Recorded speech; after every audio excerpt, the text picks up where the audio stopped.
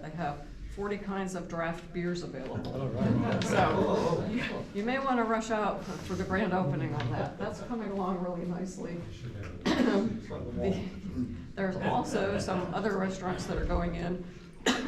I think one of them is called a chicken salad chicks, sort of a salad and southern kind of food restaurant.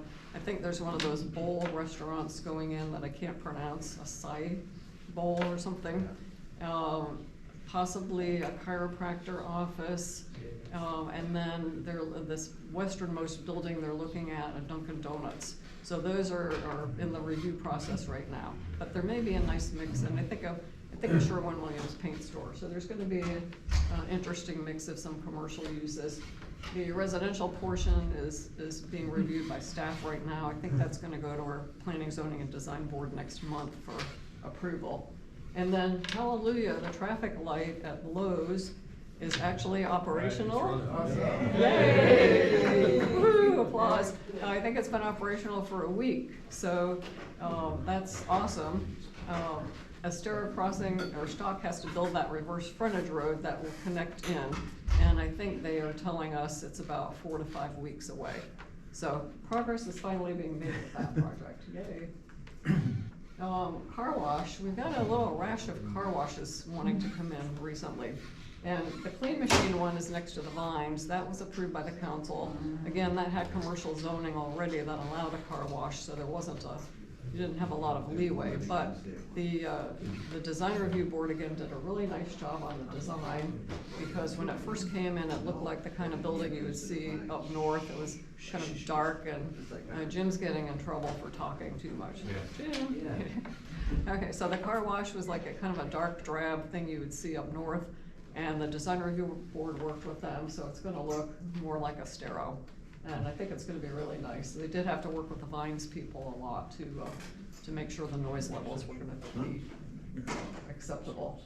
So this is a couple fun things that I just threw in here for when businesses are remodeled. They don't go to the design review board typically. It's done by the staff, and so people don't really know about it. But we had one, and this is did you know we had a winery at Miramar Outlets? No, well, we do. They don't really do the wine there, but the owner does have a winery up north, and so I think they have some free samples. I haven't been there to check it out, but you may want to go later. So. And then we have, this is over on 41 by the entrance to Pelican Sound. If you remember, I always know it because it was the old ABC Liquor location, but they moved ABC Liquor to the front, and so this is called Paradise, and it's kind of a dog grooming with a little bakery, which I think is Dog Biscuit Bakery. But they also have, which is interesting, we gave them approval for consumption on premises for beer and wine, because when you take your dogs in, you need something to do too while you're waiting.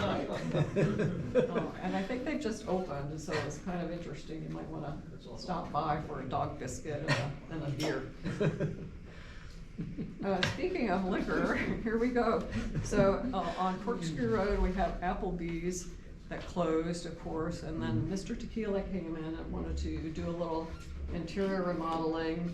And the color, we had to work with them on the colors, because when they first came in, that kind of lime green and bright yellow was what they wanted to do, and we're like, let's tone that down a little bit. So they did a nice job, and I haven't eaten there, but I heard that the food is very authentic, good food.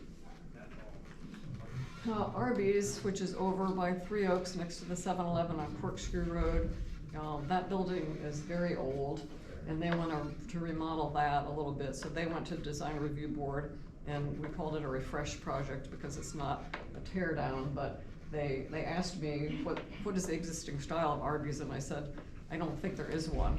So they got approval with Planning, Zoning, and Design to do this. They have not started yet, but it will look a little bit more modern, but still kind of retain some style of Estero. So future projects, which is probably what you're all are kind of wanting to know. Some of these are under construction now. We're moving over to Ben Hill Griffin, north of Miramar Outlets, and we had a shopping center that's got, I think if you know, the Starbucks and Chase Bank and some of those buildings. They're doing another commercial building. I'm not sure what they're leasing it out for, but Lee Health has one of the buildings, a two-story building, which is, well, we got building 5, this is what it looks like. And then Lee Health is doing the building, which is the two-story building at the north end, which was recently approved and is looking really nice. Then West Bay Club, is anybody, when you think of Estero, you don't really think about high-rise buildings. But West Bay Club had, when they got approval from the county, and this is back in like 1996, they got approval to do a couple, 2 or 3 high-rises. Orchid Bay and Jasmine Bay are built, but there was this little piece of property called Pod 5, very creative name, right? And Pod 5 was approved for a high-rise building.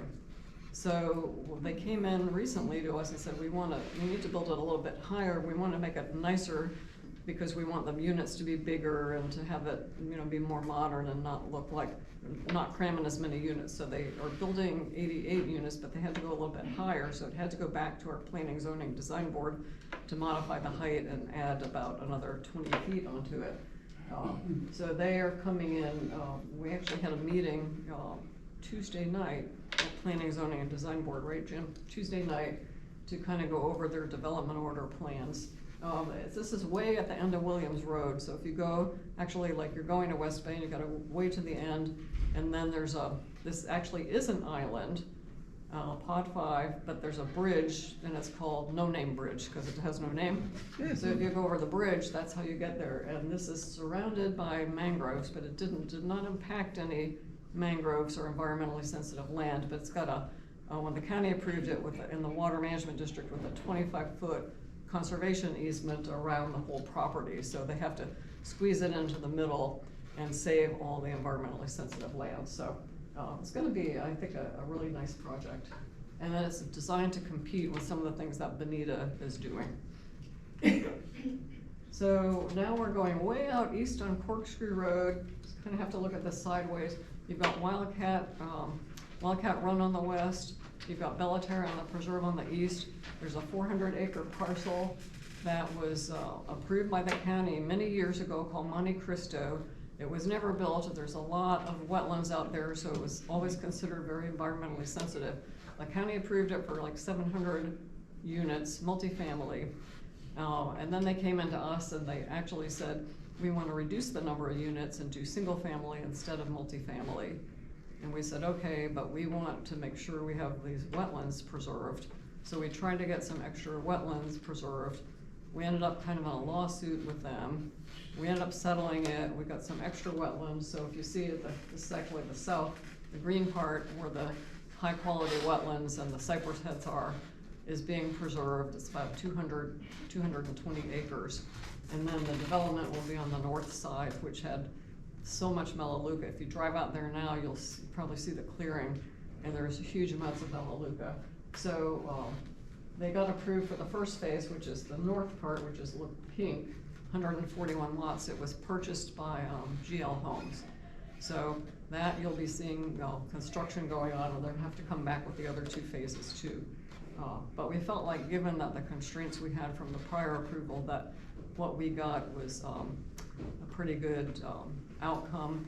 They also gave to the village $750,000 for the environmental mitigation, which we have used to purchase the River Oaks property, which is north of Country Creek, for some water management